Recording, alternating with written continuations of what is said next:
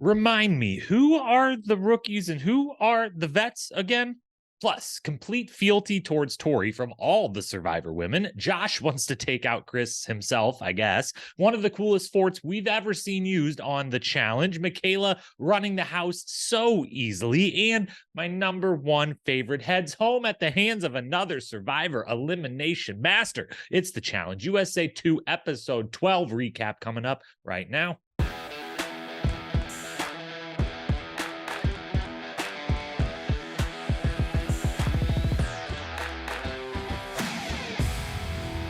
What up, my fellow challenge lovers? Welcome to The Challenge Historian, where we dive deep into all things MTV's The Challenge or CBS's The Challenge or anyone's The Challenge, past, present, or future if it's happening in The Challenge expanded universe. We are here to talk about it. I am your host and dedicated challenge historian, Jacob Hollabaugh. Thank you so very, very much for being here with me early on this Friday morning to cover episode 12. Certainly not the finale. We've got 2 episodes left of The Challenge USA 2, an action-packed episode. We have a lot to get to. We will do so very quickly here. Quickly before we do, though, just use that word twice in a row. I don't think that's supposed to be used like that. Anyways, programming reminders. You know where that's going. Survivor 45, episode 2. Me and Tony broke it down last night right before then watching and now breaking down Challenge USA. So that episode is out right now. If you're a Survivor fan, make sure to go listen to that breakdown. It's been so much fun having Tony along for the ride for that season. If you're not a Survivor fan,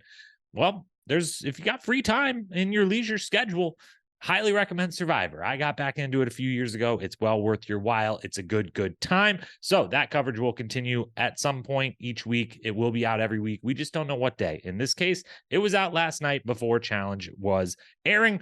Then we've got 2 more weeks of Challenge USA 2 coverage, 2 more episodes left, 2 more weeks of episodic recap, which will then be followed, or really actually joined, the final week, episode 14's recap will be joined that week by the season 39 preview pod, which will go up on Monday, the 16th, 9 days out from the 25th, the premiere of season 39. So that last week of Challenge USA 2 will be a 3 podcast week: season 39 premiere, USA 2 finale, recap, Survivor episode, whatever number is that week, recap. And then the following week will also be a 3 podcast week, as we will, of course, still give USA 2 the respect it deserves and do a full season recap and awards with a premiere episode recap of season 39 and again Survivor episode, whatever it is that week. So 3 pods coming a couple weeks in a row coming up. A lot of good content coming your way. Make sure to hit the follow, subscribe if you haven't already. Also, for anyone who, if you've never left a review, a rating, Spotify ratings, 5 stars work really, really well. On Apple, especially if you write something, anything, you have no idea how much that helps the podcast and the old algorithms there. We're all, fealty. Everyone in this episode is kind of fealty to Tori. We here in the podcast world, fealty to the algorithm. So if you don't mind, leave me a little review. Let me know. Give some constructive feedback. Although if it's a lot constructive, maybe slide those in the DM versus the public feedback on the actual Apple charts. Cool. Thanks. Agenda for today. Same as usual. Walk through the episode, hit all the major talking points, awards, power rankings, predictions. Here we go. Challenge USA 2, episode number 12. Let's dive in. First segment, we're at the house. It's not very long. We do get a wonderful backstory on Desi and her pageant career and, kind of a reference to USA 1, although for the first time we hear her be the bigger person and reference, I made a final, I want to win a final. And it's like, girl, you were going to win a final, okay? Anyways, that's neither here nor there. It's a nice conversation between her and Chris, but the only real thing worth talking about from the first segment at the house is Michele and Desi and Chanel and Tori, and just the fallout from Michele not casting a vote Tori's way on the previous episode. Now, here's the facts, guys. Michele has one problem with her game. One problem, and it's a classic challenge problem to have.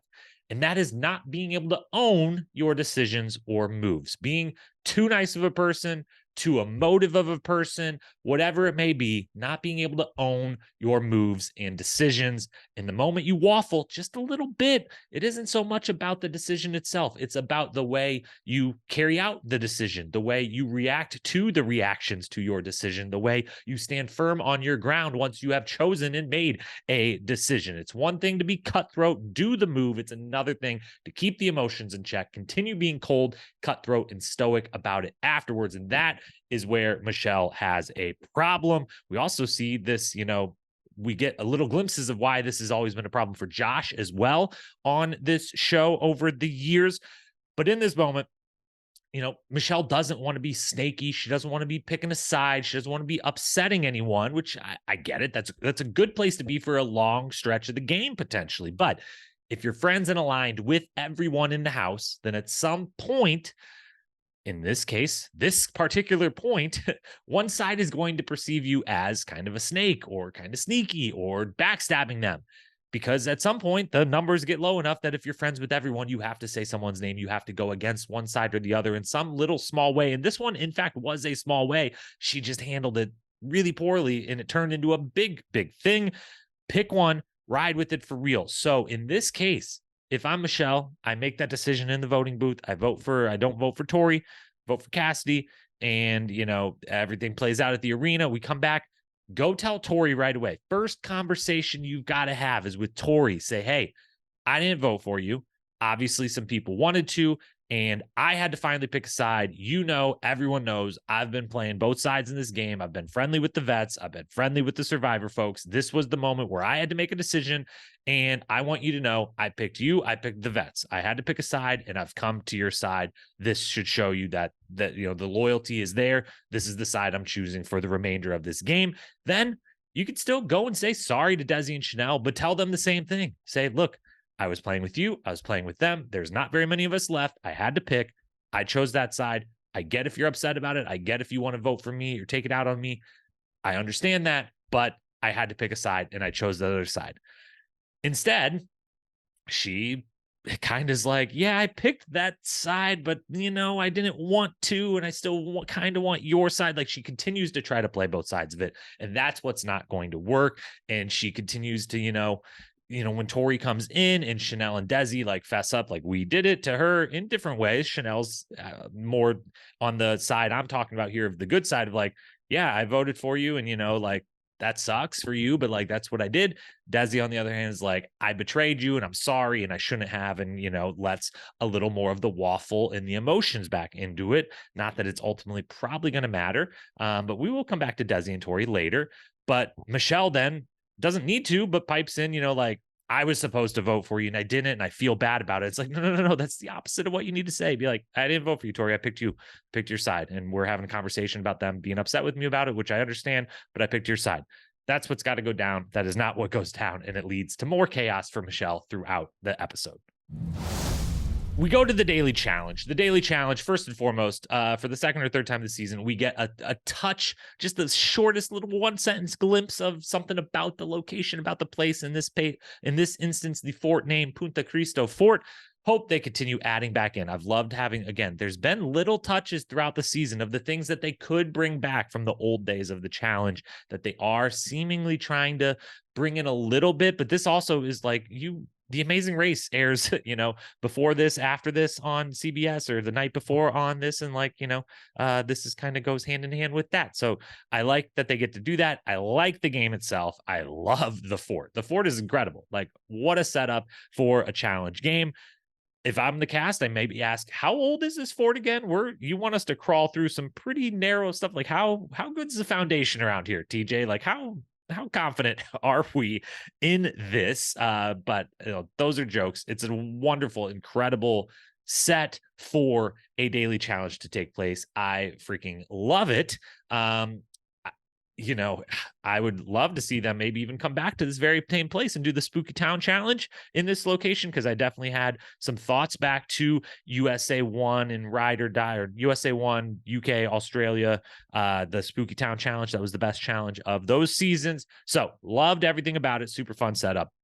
Michaela, Desi, and Chris school the vets. I mean, Michaela is the leader of it, but Desi and Chris are in on it and a part of it.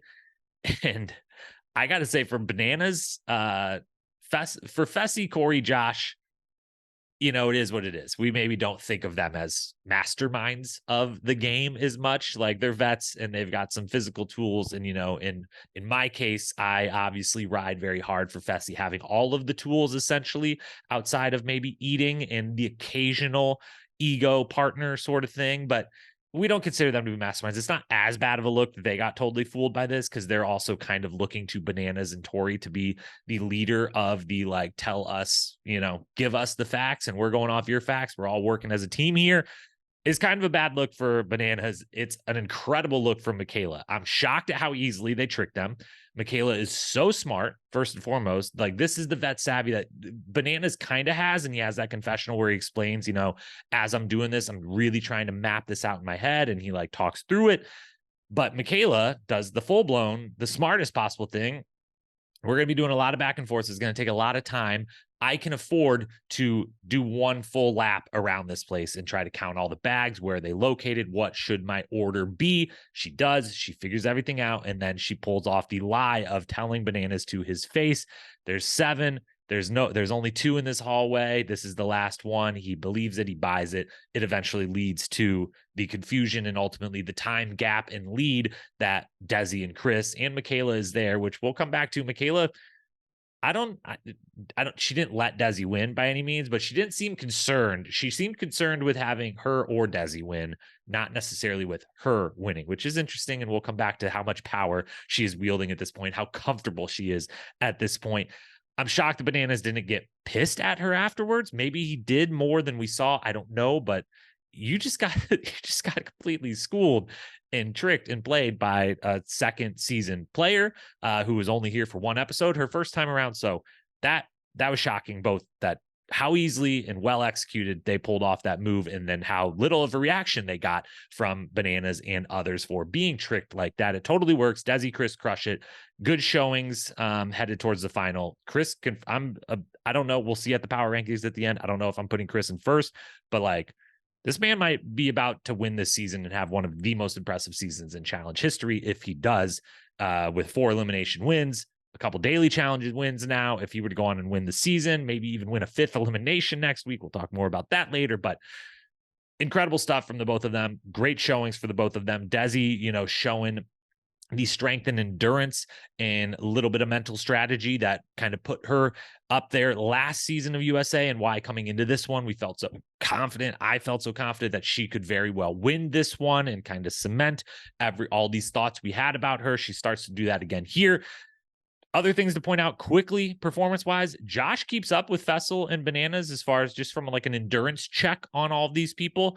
Corey does not. We get the confessional from Corey where maybe he's not all that concerned about winning this particular daily, or concerned about, gassing himself out, but those are the facts as far as how quickly they were all assembling everything and keep it up. Corey was like a piece behind everyone the whole time, and Josh kept up with Fessy and Bananas. So not a good sign for Corey, good sign for Josh maybe. And we head back to the house.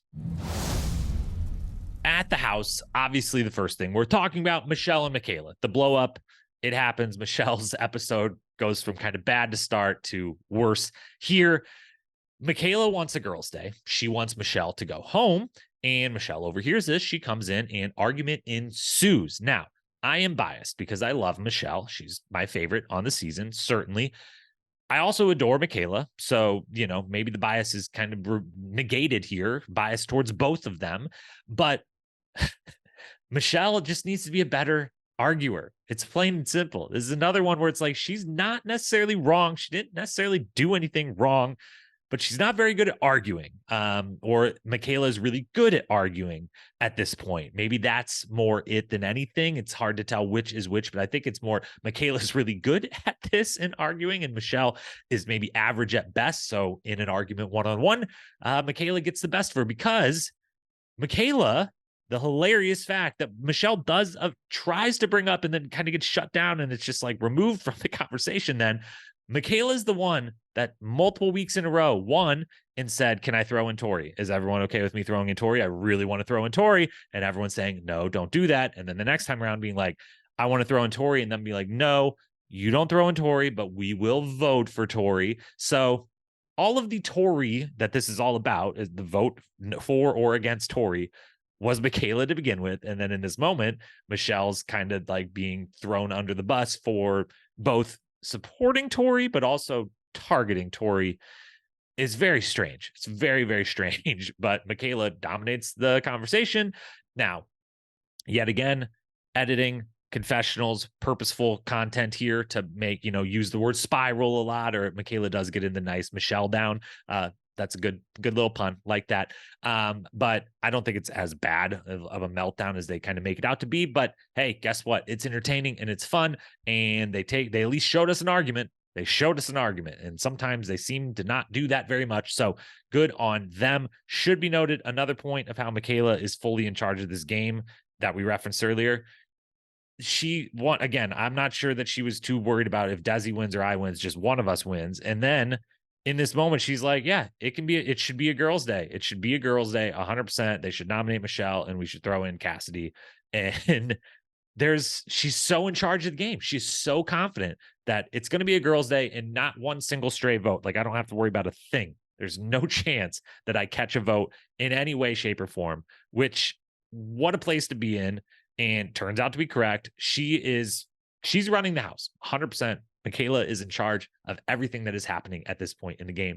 Incredible, incredible, incredible. She's amazing. Nominations, Desi and Chris make these smart moves. It was a fun conversation that they had. And ultimately, I totally agree with the deductions they made.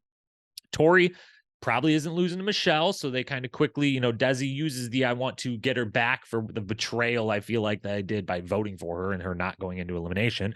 But Tori probably isn't losing to Michele. And if you put Tori up, everyone else is going to throw in Michele because that's what everyone kind of wants to do right now.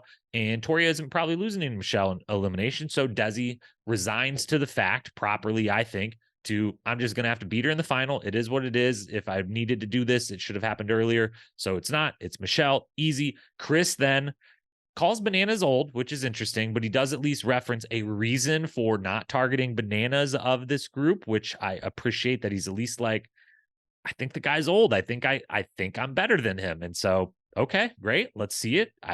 You might be right at this point in time. So let's find out. And then he is right in deciding that, like, if it's likely a girls' day, if that's what everyone wants, we're putting up Michele, everyone wants Michele to go home, everyone wants kind of Michele versus Cassidy, then we have to think about the fact whoever we put up as a guy is very likely not to be going into elimination and so therefore still in the house. And Fessel, I would maybe like him to feel a little bit better after voting me in multiple times. I would maybe like the person who's won multiple dailies and seems to be very good at winning dailies to not be concerned about me and to maybe think, you know what, I've thrown him in twice. He still didn't throw me in. Maybe I should do him a solid. And instead, we should put in Josh, who isn't going to win a daily. We don't think at this point is ever going to win a daily on his own. And if it does randomly end up, the one vote that Michele might cast for a guy, if it ends up being a guy's elimination, Fessel has a better chance of coming back than Josh. And so one way or the other, the safest thing for them to do that is still, ultimately they are against all four other men in the house. Safest thing to do is put in Josh. They do. I think it's a fantastic decision. And it's the most fun decision. Let's be honest. Fessy is very calm about it. If this happens, is like, I don't think I'm going to go in. And if I do, hopefully it's physical and I'll dominate. Josh, on the other hand, is Josh. So it's very fun to see him nominated. Fessy, Corey, and Josh then, after the nominations, have a conversation that we have to talk about because Fessy and Corey started. And it's very important to note this heading into next week. This is where we start kind of looking towards next week.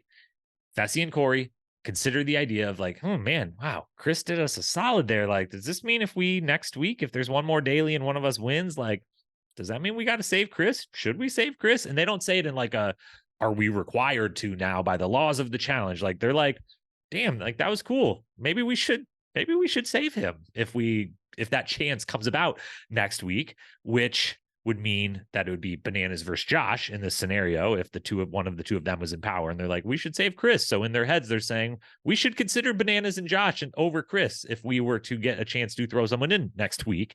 And that would mean that they're down to throw in Josh, which should be noted. Josh then comes in. He's trying so hard to keep it in check. He does not fully keep it in check, but he at least goes, instead of getting emotional in the negative, he gets himself pumped up instead.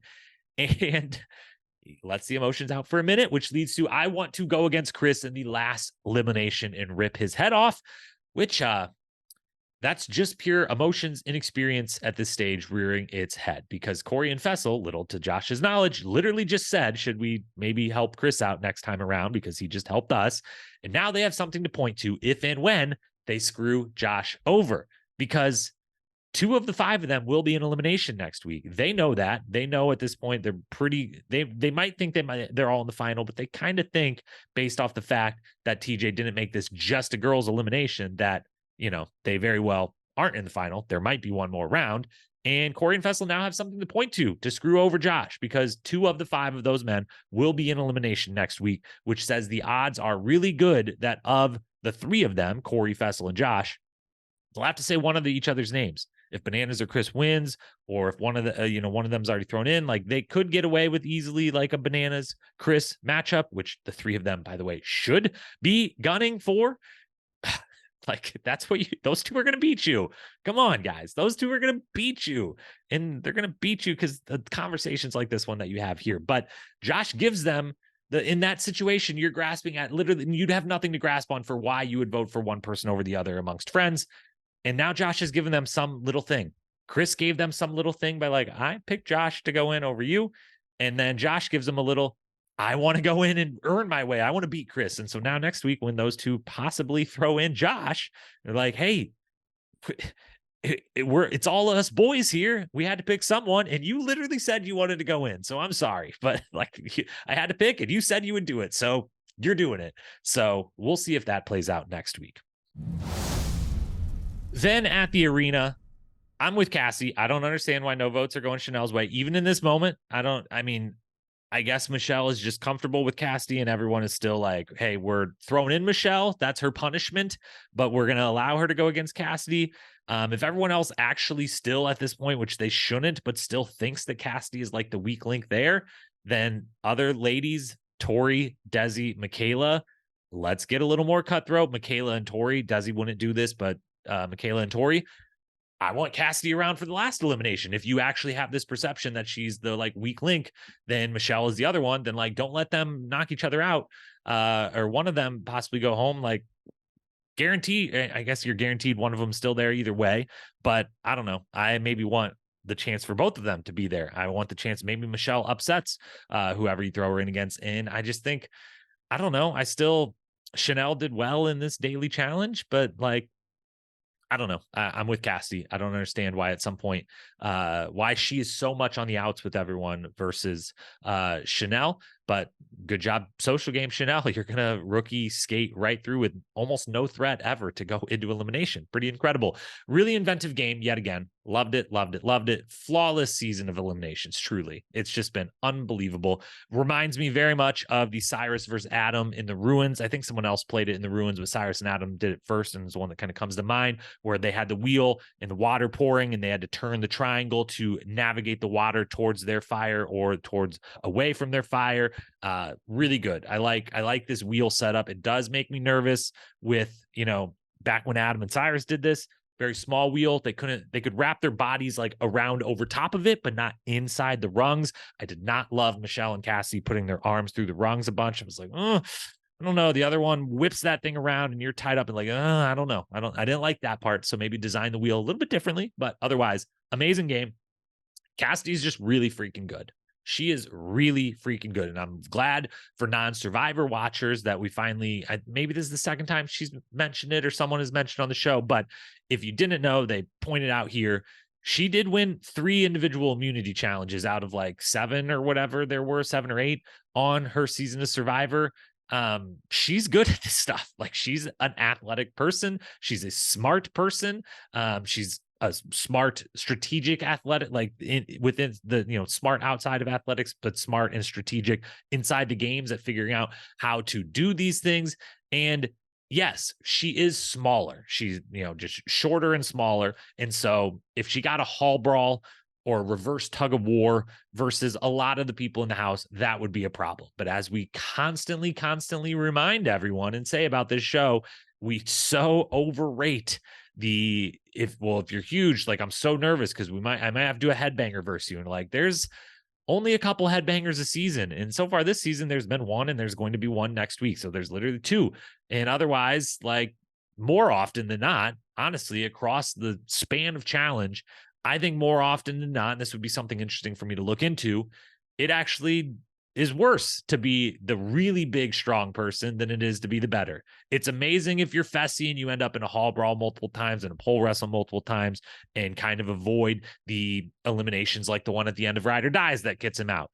But it's also amazing if you're Cassidy and you're like, I might be smaller, but I don't end up in a hall brawl. I end up in all these other ones where being athletic and agile and smart and crafty and scrappy wins. And I'm really good at all this stuff. And she gets her third elimination win to go with those 3 individual immunity wins back to Survivor. Like, she is badass. She is very good at this.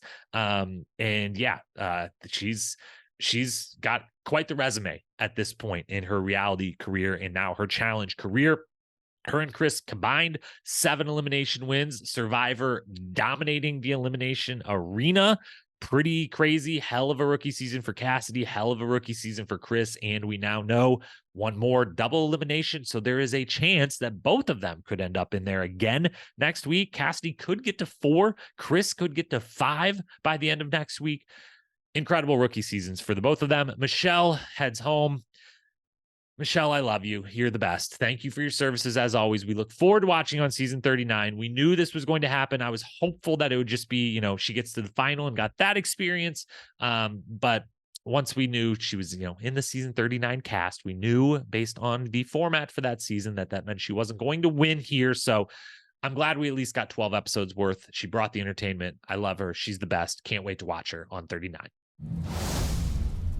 As for the awards, hand out a little hardware here. Best quote. I did not take the best notes while watching this episode. I know Michaela said a bunch of good things. She's going to get the award. We'll reference what we did earlier. The Michele down was at least, a great pun, but she had a couple really good confessionals that I just didn't happen to write down the full quote. So Michaela gets the quote of the week for the best moment.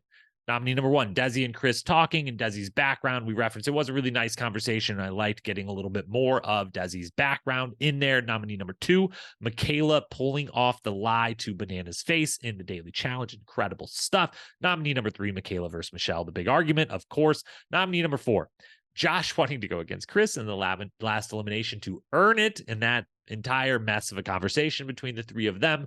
And then number 5, sneaky little moment, which turns out it was pretty loud. They were like legit, like fireworks, basically firecrackers in the elimination, the things they were popping. But right at the start of the elimination, it's half a second long, but it's clear enough to see and to hear, is Corey covering his ears and worried about it's going to be so loud before anything's actually like happened. He's just like behind everyone, like, oh, it's going to be so loud, and like covering his ears. And I just really liked that little moment from him.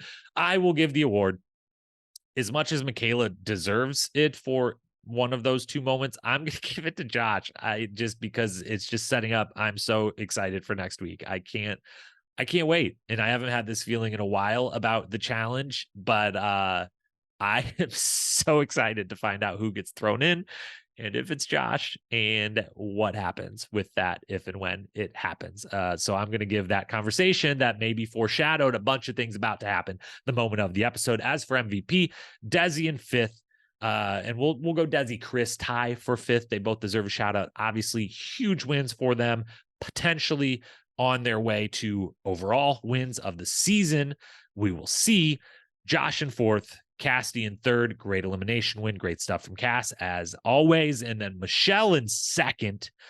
She might be my favorite. She might have had a very entertaining episode, but she, entertainment coupled with gameplay doesn't leave her as high on the scoreboard as Michaela. Michaela is the MVP of the episode. Incredible gameplay, entertaining in the arguments and the explanations and everything, the trickery, and just the overall, the command she has over this house that is, at this point, by the end of this episode, it's not like, USA 1 was. It's not like the beginning, the original cast of USA 2.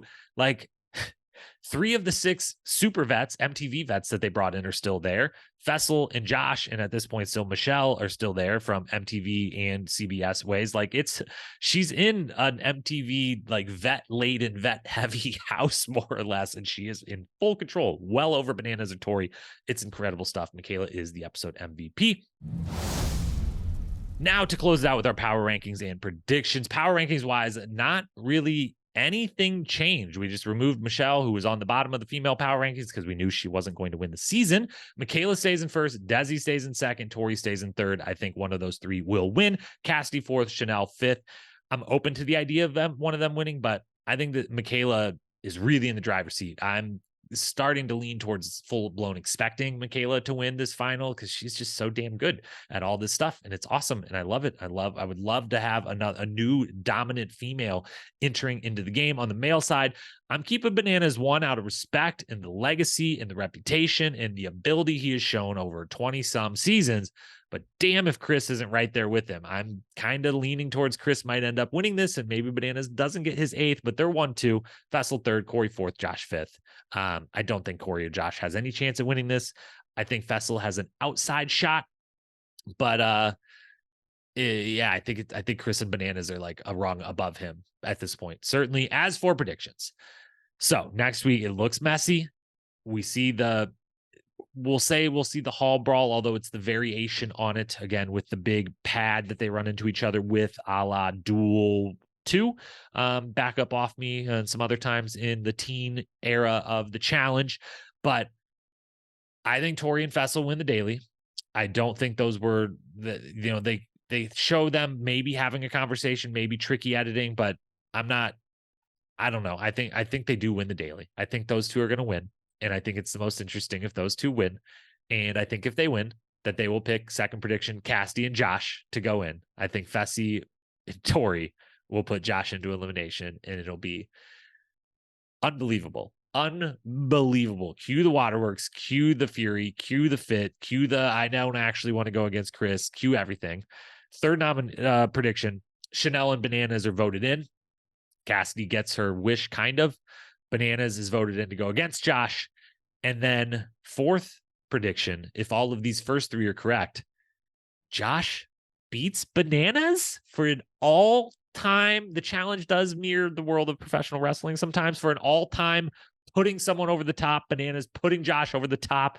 Josh being a part of having Wes eliminated earlier, and then if he went in and beat Bananas in a physical elimination, like if it was Bananas versus Josh in that hall brawl style thing, like Josh is bigger than him, and it doesn't take a lot of coordination to just run over someone or carry someone. So Josh beats Bananas. And then 5th and final prediction, Chanel would beat Cassidy and would probably gloat a little too much about it for my liking, because Cassidy is, I think, better than Chanel overall across the spectrum of challenge things. But if it turns into, after all of this, now we get to face each other, but it's in a hall brawl where, complete advantage Chanel, I'm not going to be too happy. So I hope those predictions are wrong. I hope Cassidy's not in there at all. I want Cassidy in the final. But man, I would love to see Tori and Fessy win the daily and throw in Josh, and just the chaos that would ensue from that. So that's your predictions. That's USA 2, episode 12. We will be back next week for episode 13 to find out what type of chaos, because some type of chaos is taking place. If Josh isn't thrown in, he's going to, of course, be emotional about who he has to throw in. It would actually almost be more funny if Josh wins the daily challenge, actually, and it's like Josh and Desi win the daily, and Desi's like, we're throwing in Tori, or Desi, or maybe Michaela is more likely to be like, Josh, we're throwing in Tori. That's the only vote I'm allowing us to make on the women's side. And then he's got to pick between his friends on the guy's side. It would be great. One way or the other, it's going to be great. I'm excited for next week. We'll be back Thursday night, Friday morning with that recap next week. We'll be back next week with Survivor 45 coverage with Tony at some point. No guarantee on which day, but it will come out at some point. And then a week after that, we'll have finale of USA 2. We'll have preview of season 39. We'll still have Survivor rolling on. We'll have 3 pods, couple weeks in a row. It's going to be great stuff. So hit the follow, hit subscribe. If you want to chat challenge, always DM me at Challenge Historian on Instagram. Hit me up, leave comments in the YouTube if you're watching on YouTube. Let me know your thoughts this episode going into next week. Please, no spoilers though. We're starting to have our first ever infiltration on the comments on YouTube and in my DMs, getting hit on both fronts with attempts at spoiling things for me. Don't do that. Don't spoil it for me. Don't spoil it for anyone else. If you're interested in those, you want to go look at those, that's fine. You guys stay over in your little spoiler world. Us in the outside of spoiler world, like our lives outside of here, like getting to watch things in real time and be surprised and suspenseful. Leave those things alone. Thank you, as always. Appreciate you. Love you. Till next time. Peace.